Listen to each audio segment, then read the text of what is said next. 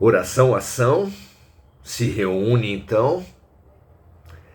Nesse momento nosso, nessa vocação, nesse cantinho fundamental para todos nós, nesse exercício, nessa academia espiritual. Exercitamos a mente estudando, exercitamos o corpo levantando os pesos ou praticando movimentos. E há também movimentos espirituais. E esses são preciosos, urgentes, necessários. Saudemos a nossa lucidez de atendermos esse fabuloso convite da vida. Hoje, o convite, o tema, digamos assim, é a genealogia de Jesus. Para quem não é familiarizado com o termo e com o estudo das Escrituras, a Bíblia, o Antigo Testamento e mesmo o Novo Testamento são muito preocupados com a genealogia. Frequentemente, extensas cadeias pelo machismo, pelo viés masculino, vão situando pais, avós, bisavós, tataravós, com dezenas de gerações, por entenderem os homens, na antiguidade, que somos herdeiros uns dos outros, o que obviamente é verdade no campo do corpo. Recebemos de presente dos nossos ancestrais, de múltiplos ancestrais, a ferramenta sagrada do corpo. Só temos esse corpo hoje como uma dádiva, um presente deixado a nós pelos ancestrais e pelos grandes agentes siderais, espirituais, que vêm procedendo a mudanças fundamentais que têm dado os saltos fantásticos para o corpo humano. A ciência coloca como elos perdidos saltos, grandes saltos genéticos na formação do corpo humano. Não entende, pesquisando o que a arqueologia nos fornece de corpos humanos, não acha ligações entre determinadas linhagens e outras. Os espíritos nos falam que evoluções significativas na humanidade exigem corpos melhores. Uma comparação possível é que instrumentos musicais mais rudes são compatíveis com músicos iniciantes. Conforme esses músicos evoluem, precisam também de instrumentos melhores. É facilmente compreensível que o alto, ao promover delicadas operações que legaram à humanidade corpos melhores, fato esse que se repete nesse momento, inclusive,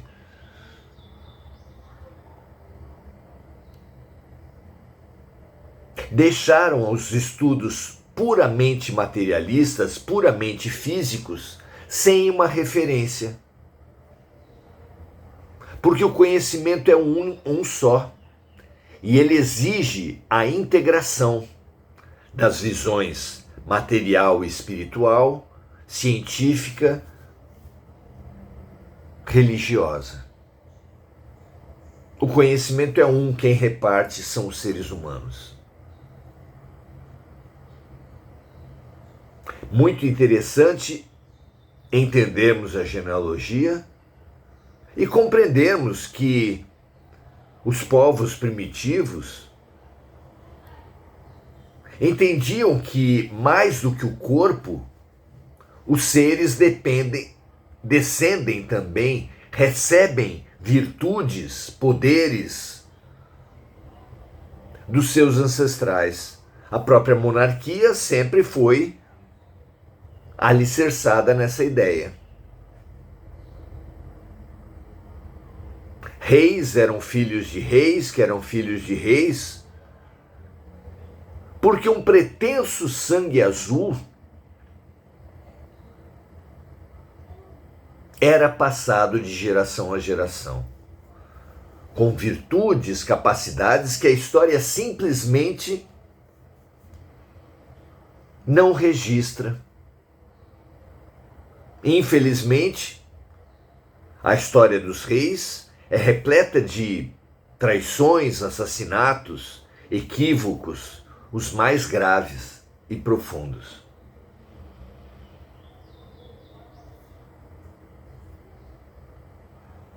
Então a genealogia, que é determinante na herança dos corpos, tem uma importância muito relativa, se é que tem, na hereditariedade das virtudes. Claro que alguém que nasce num lar de pais virtuosos tem uma muito maior possibilidade de também ser virtuoso. Mas é fato notório que reis, mandatários de todos os tempos, inclusive do nosso, simplesmente não conseguem se dedicar à educação dos filhos. Não apenas não são os próprios reis virtuosos, como também não conseguem se dedicar à criação dos filhos. Terceirizam essa função para tutores, educadores de todos os tipos. Ou seja, não há como atribuir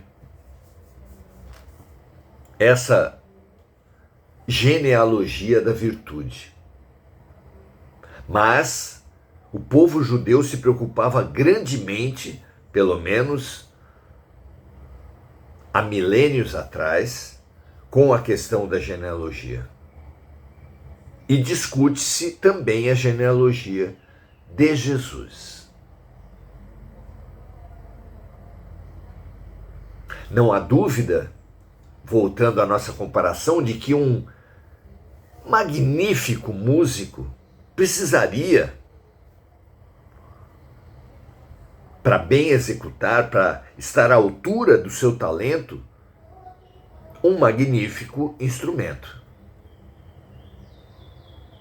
Não há dúvida de que, pelas obrigações, pelas referências materiais, genéticas, evolutivas das criaturas da Terra, esse corpo esplêndido para Jesus não poderia ser providenciado. Os Espíritos nos revelam que, se ele não fosse assassinado como foi aos 33 anos, não poderia viver muito mais, porque como um equipamento elétrico, um fio, um fusível, uma lâmpada, uma resistência, estoura com uma sobrecarga elétrica, o corpo fornecido para Jesus não suportaria mais a enorme luminosidade, a enorme energia caracterizada pela evolução do Mestre. A questão do corpo de Jesus, sem dúvida, enseja muito mais amplos estudos e conhecimentos do que nós dispomos. O que houve com o corpo de Jesus após a morte, há hipóteses interessantes, mas o fato é que ninguém conseguiu descobrir restos mortais que se possa atribuir com seriedade a Jesus Cristo. A tradição fala de uma desmaterialização que teria liberado uma quantidade tão grande de energia que marcou, que imprimiu essa energia no Santo Sudário.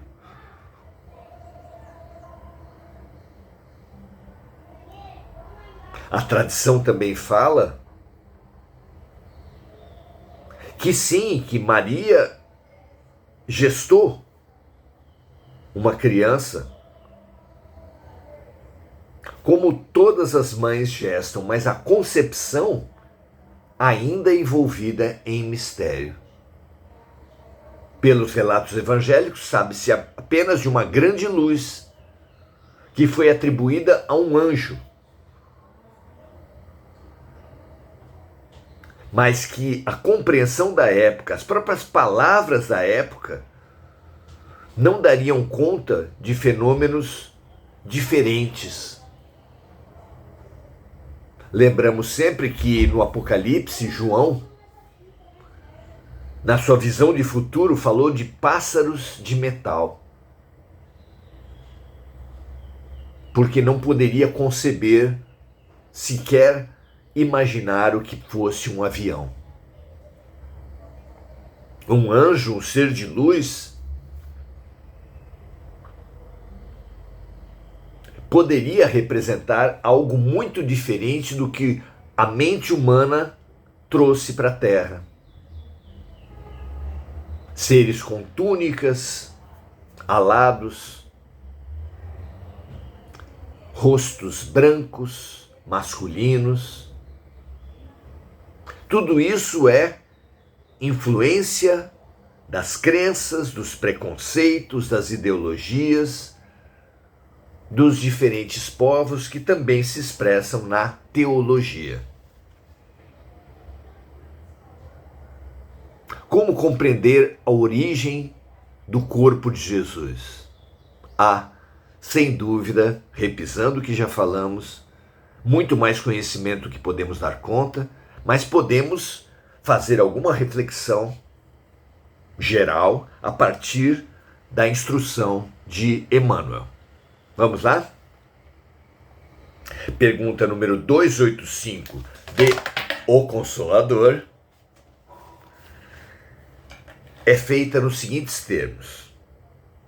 Jesus Cristo é sem pai, sem mãe, sem genealogia.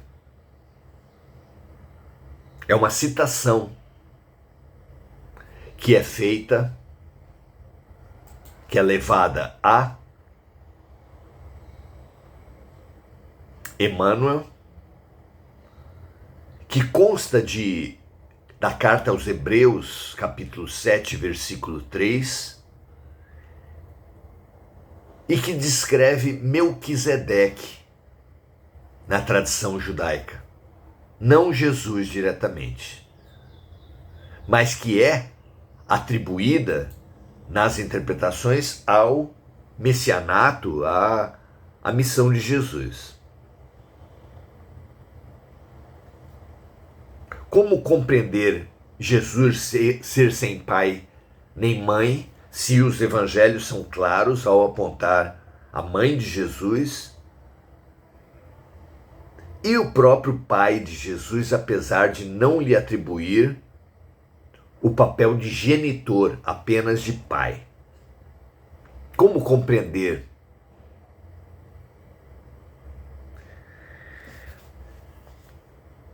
A resposta de Emmanuel vem nos seguintes termos: faz-se necessário entendermos a missão universalista do Evangelho de Jesus, através da palavra de João, para compreender tal afirmativa no tocante à genealogia do Mestre Divino,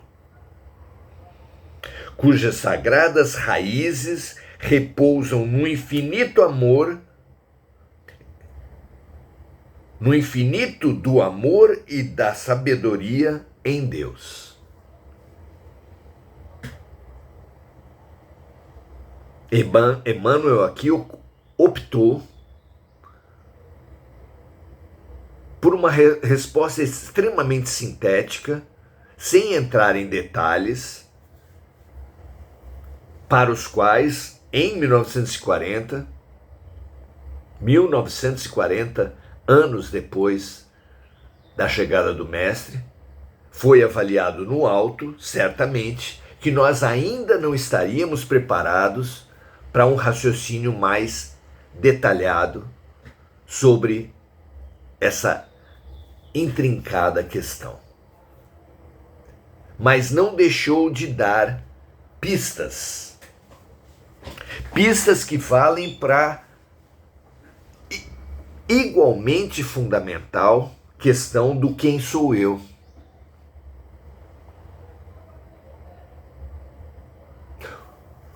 No preconceito, na visão materialista da Terra,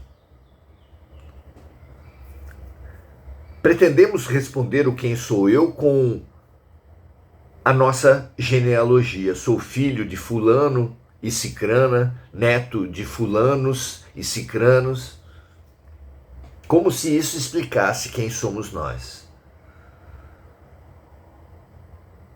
Mas Gibran Khalil já trouxe lindamente que vossos filhos não são vossos filhos. Os espíritos já trouxeram que o corpo descende do corpo, mas o espírito não descende do espírito. Portanto,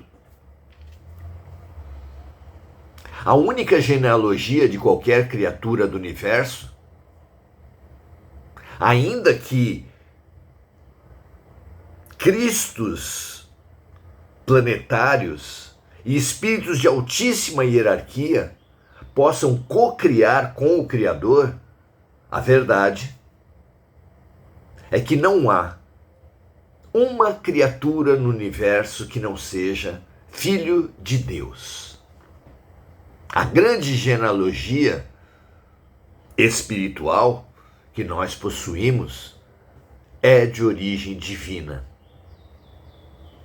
É nesse sentido que Jesus nos estimula a repetir Pai Nosso, Pai Nosso, Pai Nosso. Até que um dia, de tanto falar as duas palavras, reflitamos sobre ela e percebamos o sentido profundo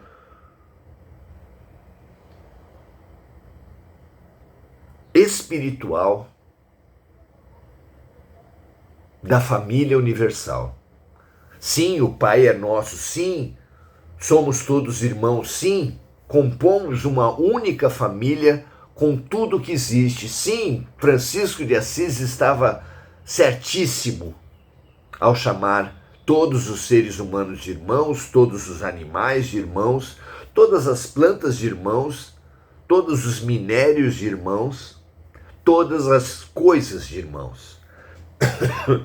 Revelam os espíritos que a nossa evolução vai do átomo ao arcanjo, que o princípio espiritual que agora nos habita já foi um átomo e um dia será um arcanjo, e que, portanto, somos irmãos, por assim dizer, de carne, de absolutamente tudo que existe.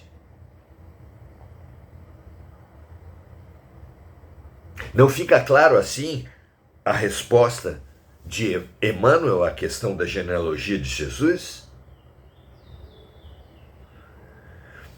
Ele diz, repetindo, faz-se necessário entendermos a missão universalista do Evangelho de Jesus através da palavra de João, que é o mais universalista de todos, que não se atém, como na resposta de ontem, que nós estudamos,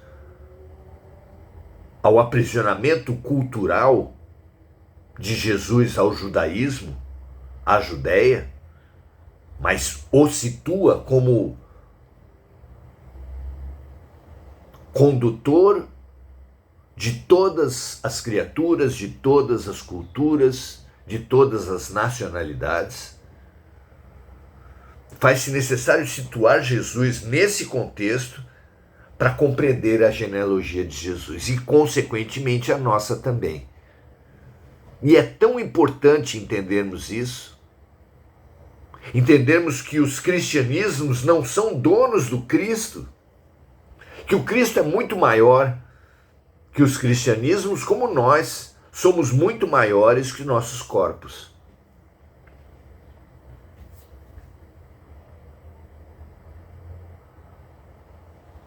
Compreender essa dimensão universalista de toda a criatura, de Jesus e a nossa também,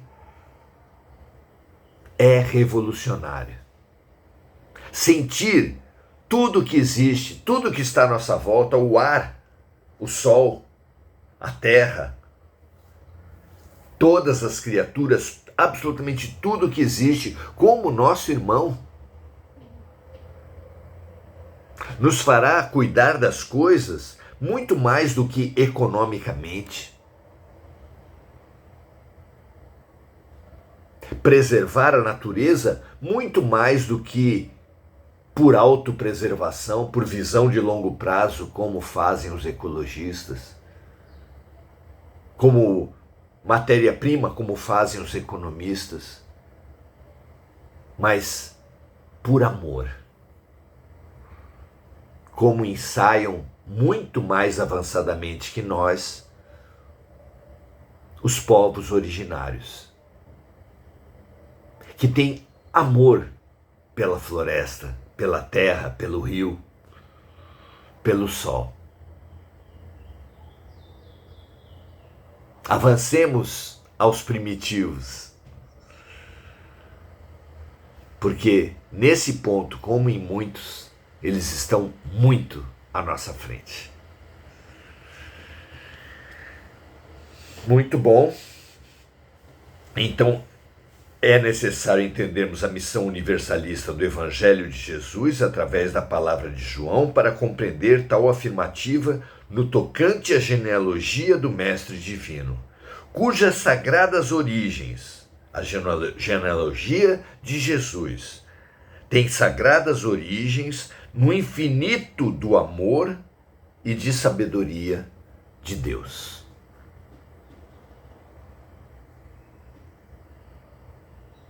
Há notícias espirituais de que todas as criaturas vêm de mônadas, que repartem-se em 12 espíritos, cada um dos quais se reparte em 12 almas, compondo grandes unidades integradas, energética,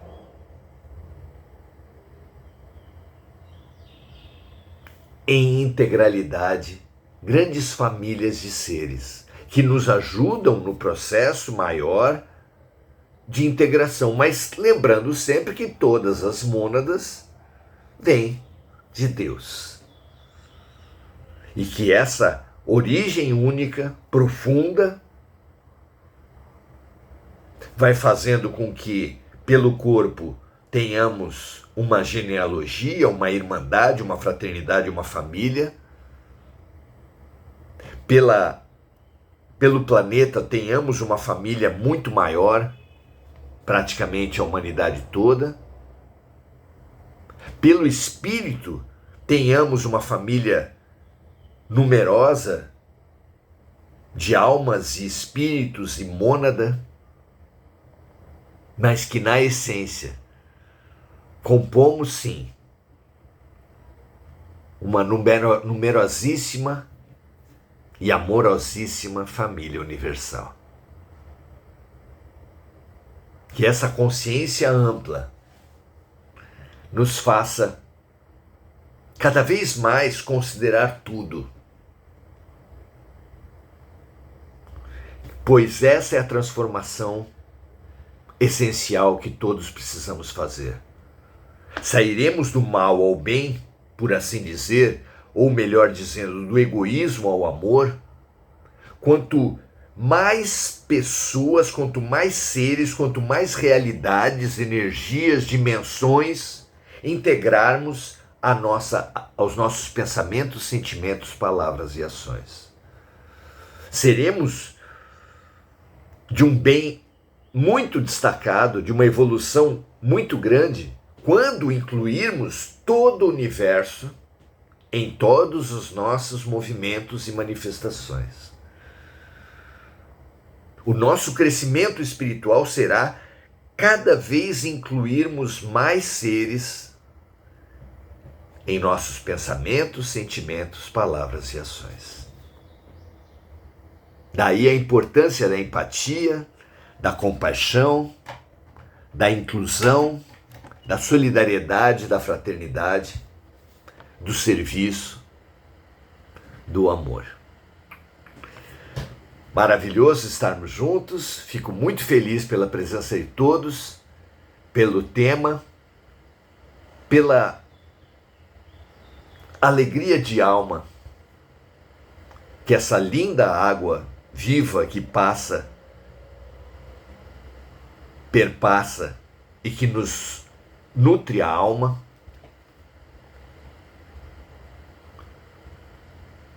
nos faça avançar cada vez mais para o infinito e além. Marco Aurélio Trindade, boa energia. Andréa Santos, boa noite. Enir Cajazeira pedindo vibrações para Mônica Silva, que ela se preencha e transborde de luz para todos os doentes da Terra. Enir Cajazeira dando também seu boa noite. Maria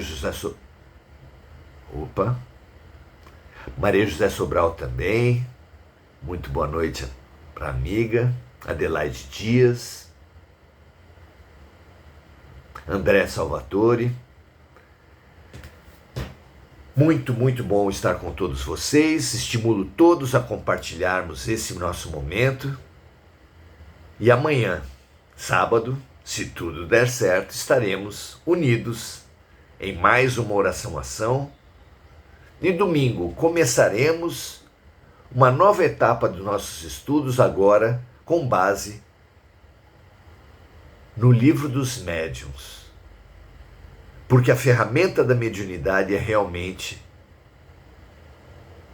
ultra necessária, a educação da mediunidade é ultra necessária, não a mediunidade mais ostensiva de psicografia, cura,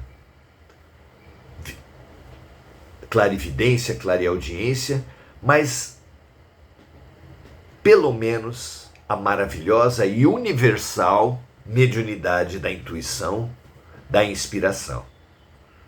Precisamos cada vez mais estar em conexão com o melhor do alto.